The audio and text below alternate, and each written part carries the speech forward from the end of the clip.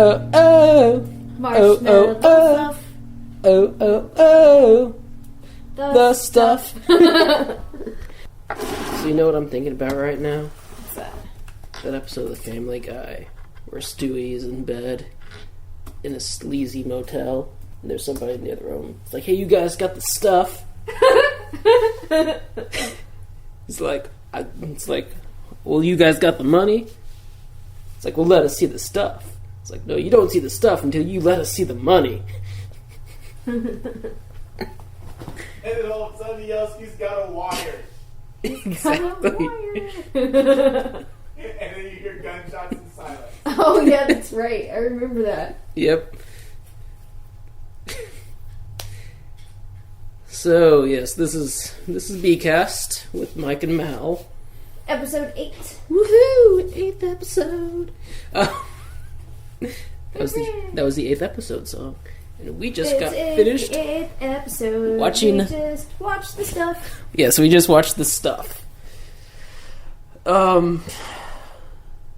You got thoughts? Yeah. I want a root beer float. You want to root beer float? Indeed. And it looked delicious. The whole time it just looked like whipped cream to me. It looks more like pudding, I think. Shaving cream. Shaving cream. Shaving cream. Well, it was different every time they used it because it was definitely marshmallow fluff at one point.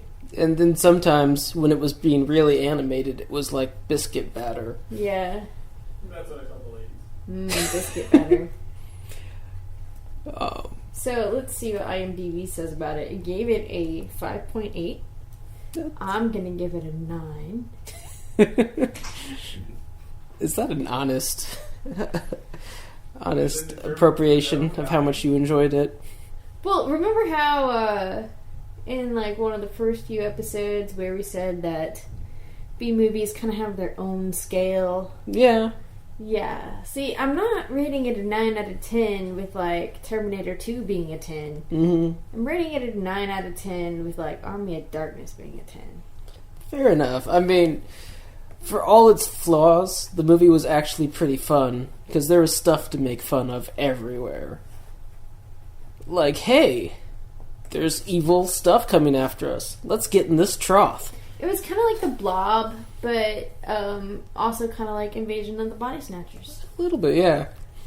I don't like how it never explained anything. It did. What are you confused about? What am I confused about? Yeah. It It explained all the things. Not well, but all the things were explained. The things are not explained. Where does this stuff come from? It came from underground. That doesn't explain anything. What is it? Marshmallow fluff. We pissed off all the marshmallows, and this is what we get. They grow underground. They're not made from marshmallow trees. That's a lie. Kill hipsters. Look, they spelled Patrick O'Neill's name wrong. I know. Where's the freaking square? Patrick O'Neill is spelled with a square around it. Yes. It is not right any other way. Well, more of a rectangle. I don't want people to get all... But squares have equal sides. True. But technically, all rectangles are square. No, all squares are rectangles. There you go. Budget was $1 million and $1,700,000 estimated. Wow. Really? I don't know. That can't be true. Well, it is estimated. They were like, it's like, what, you thought we had a budget on the stuff? We just shot stuff. We spent most of it on shaving cream. Yeah, so if it's a movie about, it's the same premise more or less as The Blob. It's a blob of stuff. They call it the stuff. It just starts bubbling up from the ground, and these two guys are like, taste this. At the beginning, and I'm like, yeah, stuff bubbles up from the ground, and I'm like, I'm gonna take a bite of it. Yeah. That's my first interaction. It looks delicious. I don't know. But yeah, so it becomes this like product that people are selling everywhere. It's like ice cream. There's the stuff restaurants. There's the stuff tubs everywhere. in supermarkets and...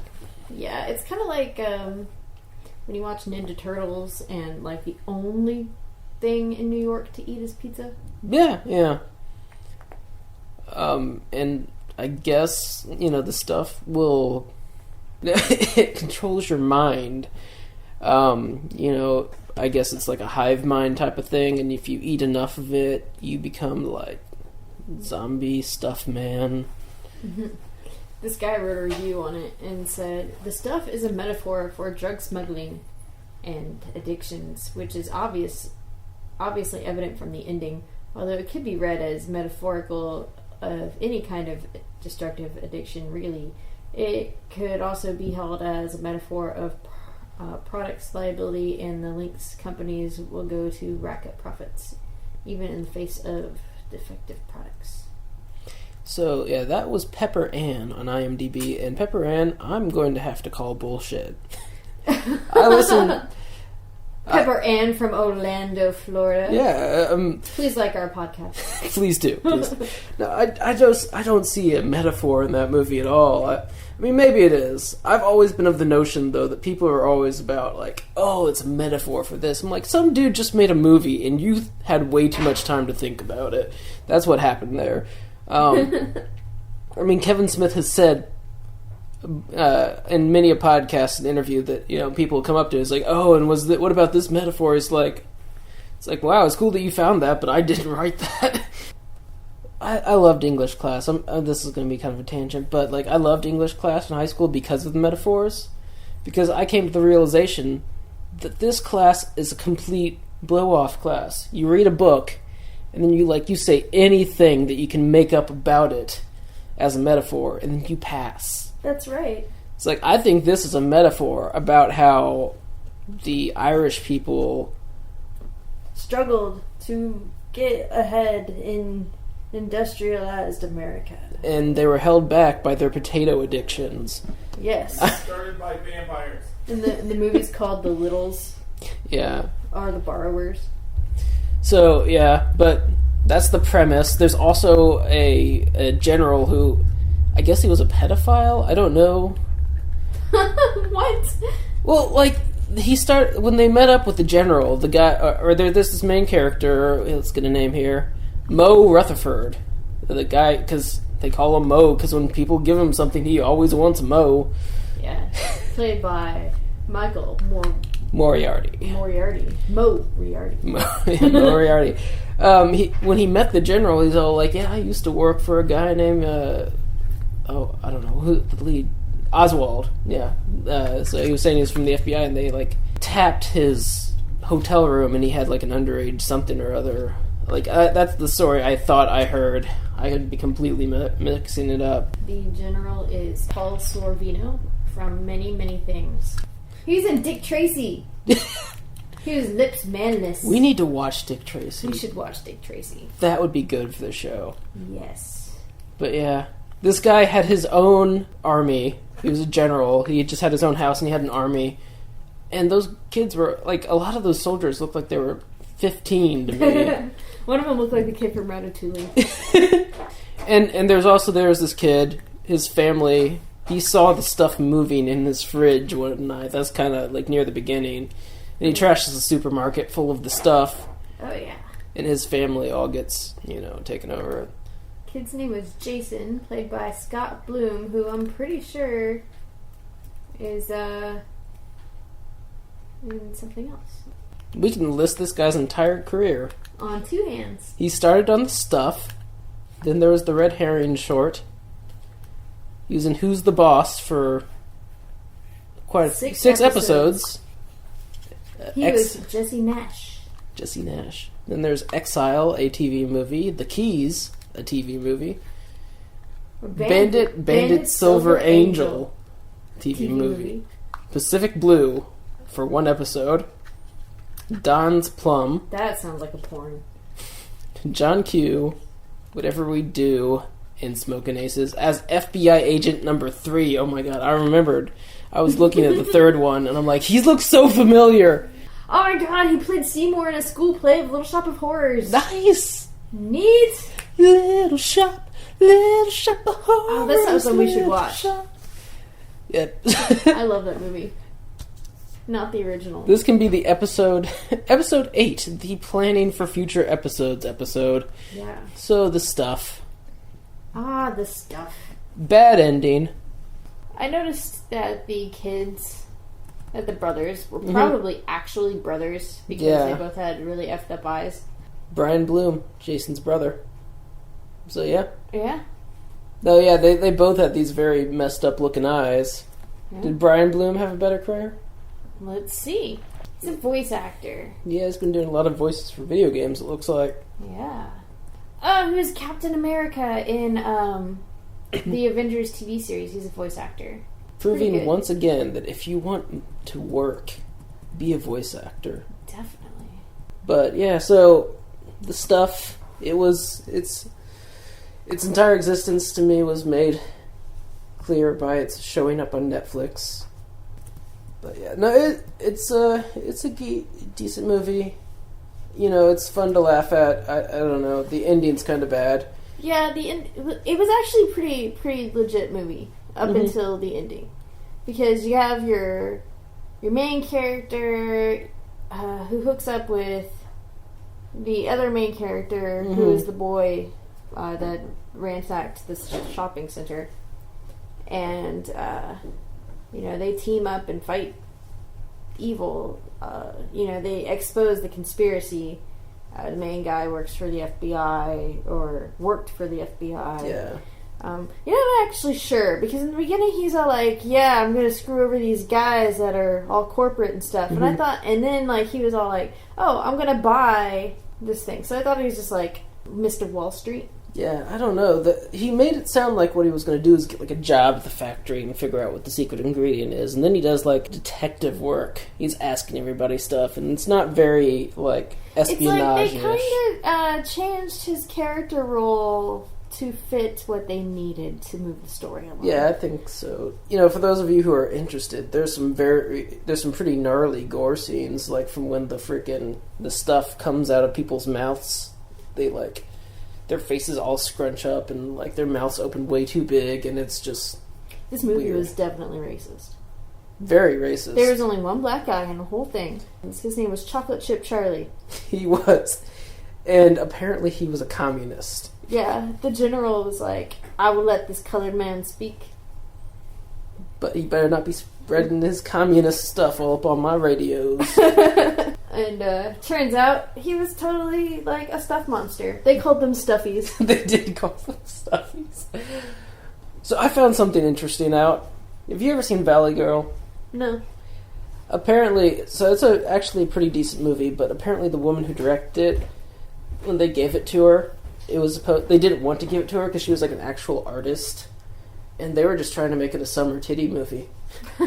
And so the only direction they gave her once they gave her the script is like, you have to expose 4 breasts in this movie.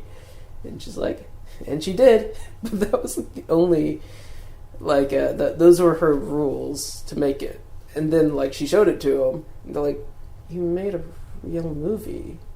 This is just to be for, like, it's a summer beach movie or something. I found that very funny. So did she expose more than 4 breasts? No, she apparently exposed 3 3/4 breasts. Oh. Something. Well, I mean, I think pairs. I don't know. This was I haven't seen the movie in a while. You don't remember because every time you see boobs, your memory blanks out. It's like the flashy thing from Men in Black. Mm-hmm. You're like, there must have been boobs because I don't remember. Why do I have these lines on my face? I've decided that the most cost-effective cosplay ever is somebody who has seen those things from Doctor Who, the things that you forget that you see. So you just take a Sharpie and just color all over yourself with lines. That works, yeah. But then you have to clean up all the Sharpie.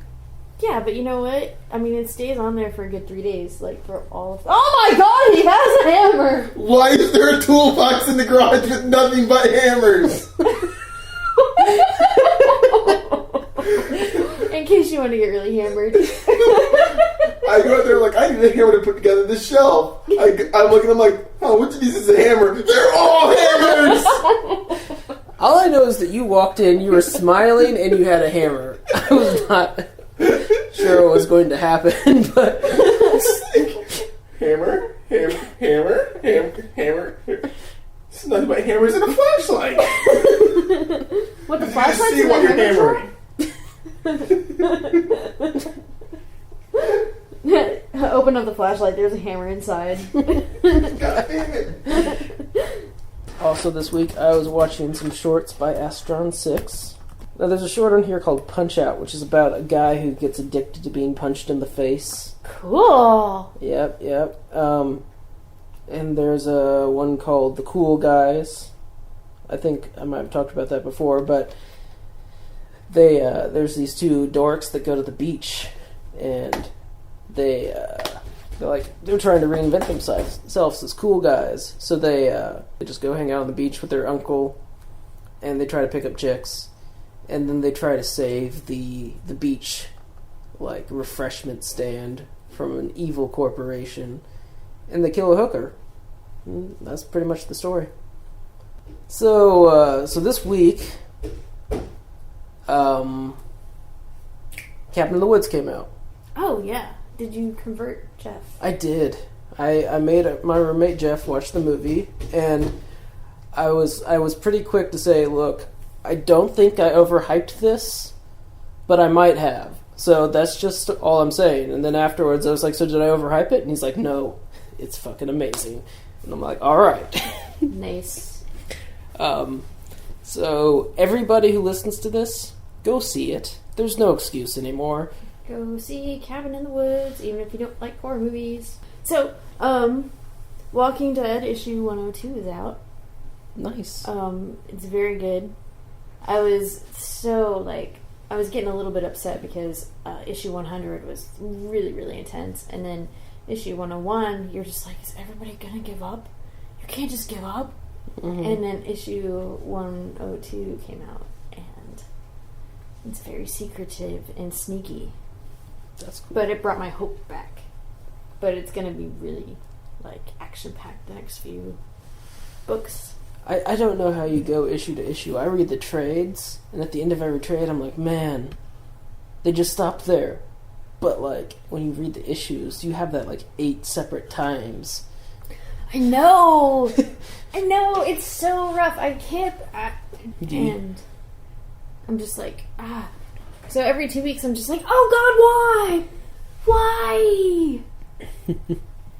So I watched the trailer for... the 4-minute trailer for Walking Dead Season 3. Mm-hmm. And I am optimistic. You're optimistic. Yeah, I don't remember what happened in the trailer, but it lots looks of good. stuff. Lots of stuff is going down. The governor is going to make an appearance this season. Mm-hmm. Daryl's brother Merrill makes an appearance again, so he obviously did not die. Yeah. Up on the roof. So lots of stuff's going to happen. Michonne, she's going to be there. She's a badass character too, so that'll be good. And maybe Carl will have some lines. 28 Weeks Later was pretty good. I liked it. Yeah. I liked how, in most of these disaster flicks, everyone's like, oh, I'm in it for myself. Fuck you guys. Mm-hmm. You're too slow. I'm gonna run. You're gonna get eaten. And excuse me. But in 28 Weeks Later, everybody tried to do the right thing. They're like, we're gonna help these kids get back to their mom, or we're gonna help these kids not die so much. Mm-hmm. And they fucked everything up. I could not get into 28 Weeks Later. I tried a couple different times. I loved 28 Days Later. I liked them both. But yeah. But it wasn't so much a sequel of the characters as it was a sequel of the event. Right. And that was really cool because it showed something that they don't often do. There's an after effect of a zombie outbreak where they've got a community that's completely non-zombie and they're thriving and everything, and then there's this girl who's a carrier that comes in, and so she doesn't look like a zombie, but then she spreads it, and I saw Lawless, and that was really good. Lawless? Yeah, I wrote about it on the Ponder Couch. Ah. And it's got Shia LaBeouf. Shia LaBeouf. And I always thought his name was Shyla. It's Shia LaBeouf. Yeah. But it's Shia LaBeouf. Yeah. It means bless the beef. Does it really? I don't know. It is apparently fairly close to the terms for bless the beef in French. I don't know if it actually means bless the beef. That, it was pretty awesome. There are 3 brothers, and they are running this bootlegging business, and they own their own bar and stuff out in the mountains in Virginia. And, like, the whole town has a bunch of bootleggers. But then this deputy comes in, he's all, like, gangsterfied. He tries to, like, threaten all the bootleggers and be giving him a cut, or he's gonna, like, totally ruin their business. Since they're doing illegal stuff anyway, they can't go to the real police about it. So it's just got a really good antagonist, and it's pretty intense movie. I likened it to Legends of the Fall, but it's not nearly as long, or nearly as boring, nor nearly as intense. What it sounds like to me is there's a TV show, I don't know if you've ever seen it, called Boardwalk Empire. I have not. It started a couple of years ago. It has Steve Buscemi playing a mayor of this town during Prohibition times. I think it's like Atlantic City or something. And so he's playing the mayor, and so he's like all proper out front, but he's also kind of head of a crime family almost, and he does the deals to keep the town in alcohol and stuff while the Prohibition's going on. And I have always been a humongous Steve Buscemi fan. I think he's an amazing actor. I watched a decent part of the first season, and I kind of stopped. But it's still going on, and it is a good show, at least from the stuff that I saw. I have to check it out. So check out Lawless. It's definitely not a movie for everybody. Because, not everybody likes movies that have plot drama. Or if you're like me... It's not an action flick, but there are gunfights. Or if you're like me and you despise Shia LaBeouf. It's Shia LaBeouf. You know what, though? I despised him in, like, a lot of things, but he doesn't do that thing. Well, it's not about him, first of all. He's just one of the 3 brothers, and it doesn't really center around him. Okay. Much. One of the other brothers is, like, Tom Hardy, and it's mostly about him. But he doesn't do that thing where he talks a lot and tries to make a point but doesn't really say anything. Which is really annoying, and he had to do that in Transformers all the time. Yeah. He was really good in Holes. He's actually a really good actor. I know. But he just picks terrible roles. I'm just an old man, and I want that young whippersnapper to get off my lawn. Get off my lawn, Shia! I cannot wait to be an old person yelling at people to get off my lawn. You can start today. Pretty much. All You'll I have need is to a lawn. sign a waiver. I'm not signing waivers. What is it with people trying to get me signed waivers on this podcast? I've been watching Once Upon a Time. Yeah? It's pretty good. I've never heard of it. It's on ABC. It's got the chick from House. The one who played Cameron. She's like the main character. But it's about Snow White's wicked stepmother put a curse on everybody. So now they're stuck in Maine. And there's no magic. And nobody remembers who they are from Fairy Tale Land. Wow. But it's pretty cool because, like, since nobody remembers who they are, like, for real, but they're all, like, reliving out their roles that they were in fairy tales. Like, Cinderella is a maid. Okay. And Red Riding Hood works in a diner delivering goodies. She's a waitress. Nice. And like, you find out later on that, like, the Wicked Queen is totally privy to the whole thing that's going on, because she hasn't lost her memory. She knows what's going on. And she's just trying to keep Snow White and Prince Charming apart, like, at all costs. She's blaming murders on Snow White. She's, like, getting Snow White fired. And she just tries to ruin everybody's life. Like, she'll strike a deal with somebody and be like, oh yeah, I'll totally make sure that your kids are okay, and then everybody's fucked in the end. So that sounds really kind of cool. So anyways, Carmen comes in and she, like, ends up being the sheriff of this tiny little town where only 50 people live and nobody ever visits. And she's trying to get her son back because the wicked mayor of the town is like a sociopath and just fucking everybody's life up. And the kid totally believes that everybody is a fairy tale because he's got this book and he's like, wow, Snow White totally looks like my 5th grade teacher. What's up with that? And so I don't know, it's really cool. I like and they tell non-traditional fairy tales. Okay. It's very neat. So it's got the version of Cinderella where the stepsisters cut their heels off to fit into the shoes? No, see, that's actually traditional. Okay. They have, like, the story of Jiminy Cricket and how he became a cricket. And they've got, like... You know how, like, Rumpelstiltskin's only in one fairy tale? Yeah. Rumpelstiltskin. Well, he's got, like, a whole background story. And he's, like, the guy that, you know, that all the other fairy tales strike a deal with to get what they want. So, like, you know... The fairy godmother didn't meet with Cinderella. She met with him. And, you know, just other stuff. But it's pretty cool.